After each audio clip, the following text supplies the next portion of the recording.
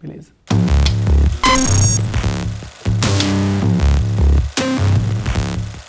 Oi. Olá, meu nome é Thiago, esse é meu rosto. E hoje eu quero falar de filme de terror.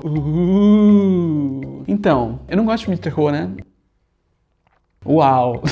Não é que eu não gosto de nenhum filme de terror, é só uma preferência genérica. Eu tenho até amigos que são filmes de terror. E hoje eu vou tentar racionalizar essa preferência. Que perigo! Não vai fazer sentido na maior parte do tempo, eu vou me contradizer várias vezes, mas é tudo parte dessa grande conversa que eu acho que vai fazer sentido no final. Eu espero, se eu sobreviver. Então vamos lá. Quando eu falo que eu não gosto de filme de terror, é comum as pessoas pressuporem que é porque eu tenho medo de ter pesadelo ou algo do tipo. E nem é por isso. Por que eu teria medo de um viadinho? A questão pra mim é outra, eu acho. O motivo de eu não gostar de filme de terror é mais ou menos o mesmo que me faz não assistir muita comédia. Eu vou explicar com um exemplo. Em 2018, a Netflix lançou a minissérie The Haunting of Hill House, do Mike Flanagan. O Mike Flanagan é um cara conhecido por dirigir vários filmes de terror genérico que eu nunca assisti, porque eu não gosto de filme de terror. Foi ele que dirigiu aquele filme lá, Doutor Sono, que é baseado no livro de Stephen King, que é a continuação do Iluminado. Here's Johnny! Que é um dos meus filmes preferidos, apesar de ser um filme de terror. Eu sou complexa. Mas ok, The Haunting of Hill House, a minissérie da Netflix, lançada em 2018, terror. Ah, mas não é terror. Terror.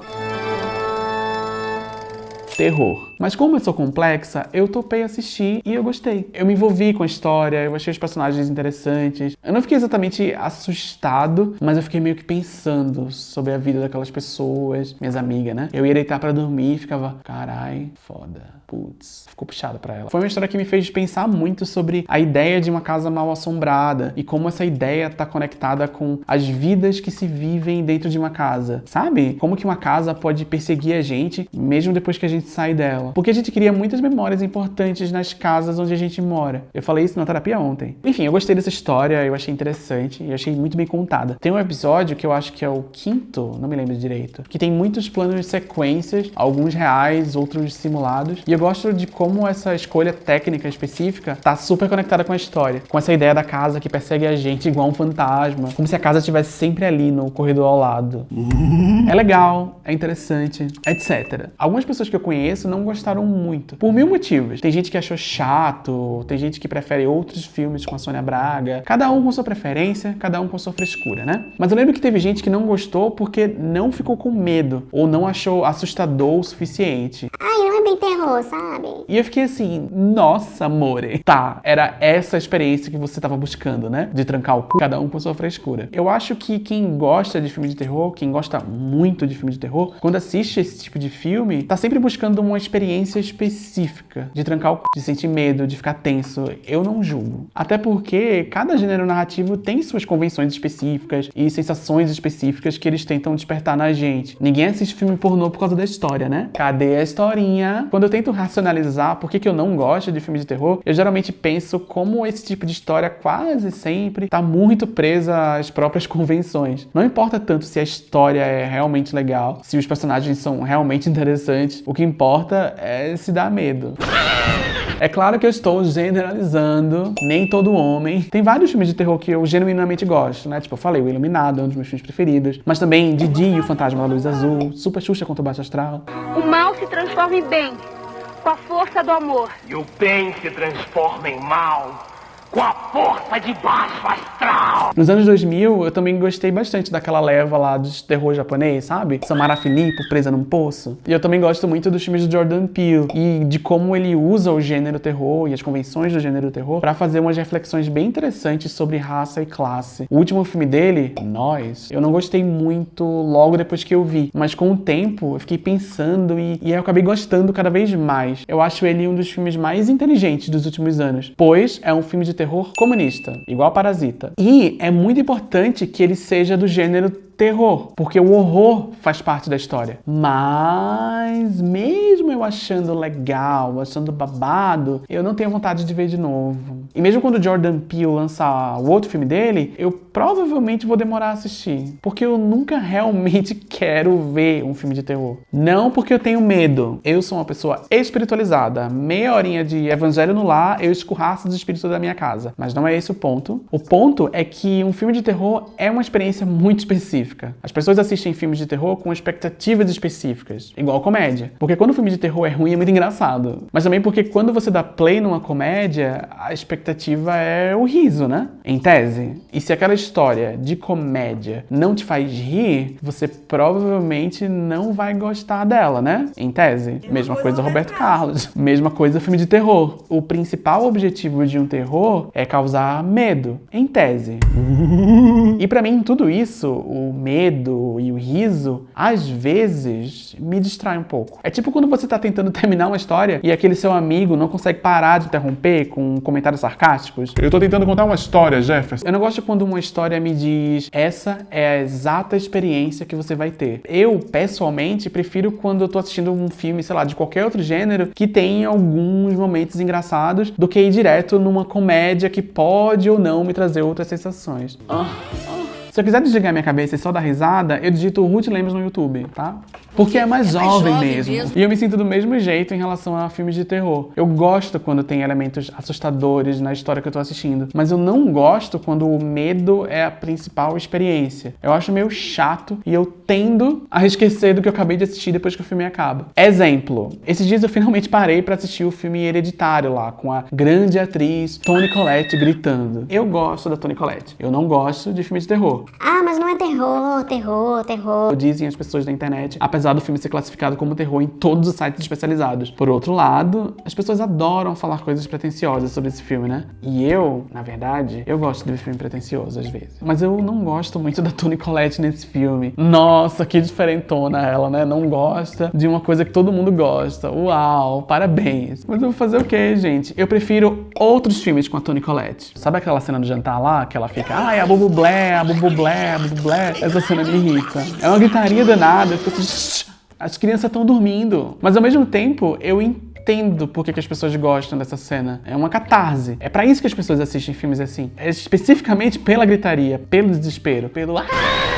Eu é que não gosto desse tipo de cena. Eu é que tenho problema. Eu é que sou chata. E eu acho que esse filme representa muito bem o que eu não gosto em filmes de terror. Porque eu acho a história interessante. Eu gosto dos elementos visuais, as casinhas de boneca, o simbolismo delas, a conspiração em torno da personagem. Mas quase todas as vezes que eu penso em Hereditário, em vez de lembrar desses elementos que eu gosto, tudo que eu lembro é da cena do poste. Spoiler. Parece um ruído pra mim, uma distração. Eu não gosto. Então, racionalizando tudo isso, ou tentando racionalizar, sei lá, eu diria que eu não gosto de filme de terror, porque eu acho que é um gênero muito apegado às próprias convenções, tá? Vai fazer sentido. Em Hereditário, a criança não pode simplesmente morrer, porque, sei lá, tá tendo uma crise alérgica, né? Que é o que acontece no filme. Ela tem que bater a cabeça num poste. E a Toni Collette não pode simplesmente receber a notícia da morte da filha. Ela tem que ver o corpo, e tem que ser uma cena horrível. Pra mim, tudo isso é muito chato. Eu não vejo graça. Eu não tô falando que é ruim, eu só tô falando que eu, pessoalmente, não gosto. Dentro da minha liberdade de expressão. Mas é claro que eu tô errado e nada do que eu falei até agora faz sentido. Primeiro, porque nem todo filme de terror é igual a Hereditário. Cada filme é um filme, existem 1000 subgêneros, não sei o que, não sei o que lá, não sei o que, não sei o que lá, não sei o que, essas coisas. E segundo, é que essa racionalização que eu fiz, eu não gosto de filme de terror porque é um gênero muito apegado às próprias convenções. É uma frase que não faz sentido. E eu sei que fui eu que falei, mas calma. Eu vou explicar. Sabe por que essa frase não faz sentido? Porque se eu não gosto de filme de terror, então eu gosto do quê? O que é bom, então? De super-herói é bom, então. A pessoa que assiste filme de super-herói vai falar de filme de terror. Quer um gênero mais apegado às próprias convenções do que super-herói? Todo mundo sabe exatamente como é um filme de super-herói. É a mesma coisa. Até os mais diferentes são a mesma coisa. Se você vai no cinema ver um filme da Marvel, você sabe muito bem qual experiência você vai ter. E tem exceções, eu sei. Mas mesmo as exceções não são tão exceções assim, vai. Pode admitir. Se eu admito, você vai ter que admitir também. Tem gente que gosta de dizer que super-herói, tecnicamente, não é um gênero, porque é um tipo de história que engloba diversos outros gêneros. Mas, gente... sério. Tudo bem, vai. Capitão América, Soldado Invernal e Guardiões da Galáxia são filmes bem diferentes. Eu sei. Mas olha bem pra minha cara. Olha bem pra minha cara. Vai, admite. É a mesma coisa, gente. A diferença pra mim é que eu gosto das convenções de histórias de super-heróis. Eu gosto quando os filmes abraçam essas convenções. E eu gosto de ver elas sendo desconstruídas. Eu gosto porque eu passei a minha infância consumindo super-herói. Eu ia no sebo do centro da cidade comprar a revistinha do Homem-Aranha. Eu acompanhava os desenhos que passavam na TV. Eu assistia os filmes do Batman, do Tim Burton, numa idade muito específica e muito formadora da minha identidade, eu acho. Eu aprendi a consumir história basicamente com super-herói. E com o filme da Disney e novela da Globo também. Mas basicamente super-herói. E eu posso tentar racionalizar o quanto que eu quiser sobre isso. Eu posso tentar entender o que é que me atraiu nessas histórias. Vai ver era porque minha mãe também gostava. Vai ver era uma tentativa de encontrar alguma forma de masculinidade convencional em mim mesmo. Vai ver umas cores. Ou vai ver, eu já gostava de ver homem musculoso sem camisa. Que delícia! Eu posso racionalizar o quanto que eu quiser. E talvez eu até encontre alguma verdade nessa racionalização aí. Mas no fundo, de verdade, a gente gosta das coisas que a gente gosta. Cada um com a sua frescura. O sentimento é que vem primeiro. A emoção que bate naquela hora, naquela cena, naquele momento. Tem muito mais pureza envolvida do que a gente pensa, eu acho. Quando eu era criança, eu assisti Batman e Robin no cinema. Aquele lá dos mamilos. Eu tinha 11 anos de idade e eu vibrei com esse filme. Eu achei muito divertido. E eu me lembro de ter saído da sala do cinema falando pra minha mãe assim: mãe, esse é o melhor filme do Batman. Claro que depois que eu cresci, eu virei um snob, eu fiquei sabendo do discurso em torno do filme, que matou a franquia, que matou os filmes de super-heróis por vários anos, que era uma grande palhaçada, um desrespeito com um herói sério e dark como o Batman. E aí vieram o quê? Os filmes do Nolan dos anos 2000, com um Batman sério, político, aclamado criticamente. E eu gostei também. Fez parte da minha vida por uns anos. Mas a verdade é que a frase que eu falei depois que eu vi Batman e Robin pela primeira vez nunca saiu da minha cabeça. Esse é o melhor filme do Batman. Por que eu nunca esqueci esse filme? Eram as cores, o camp, This is why Superman works alone. o espírito LGBT que o pequeno gay que habitava em mim aos 12 anos conseguiu captar inconscientemente em 1997? Será que era a irreconhecível Uma Thurman? Eu não sei. E não adianta tentar saber, eu acho. Batman e Robin não é uma genialidade incompreendida, uma pérola à frente do seu tempo. É um filme idiota, mas eu gosto. Eu gostei quando eu vi a primeira vez e eu sempre vou lembrar com um carinho meio estranho. E talvez um dia eu até invente um motivo pretensioso pra eu ter dito o que eu disse em 97. Mas a verdade é que a gente gosta do que a gente gosta. A gente ri do que a gente ri e a gente tem medo do que a gente tem medo. E às vezes não precisa pensar muito sobre isso. Sabe por quê? Cada um com sua frescura.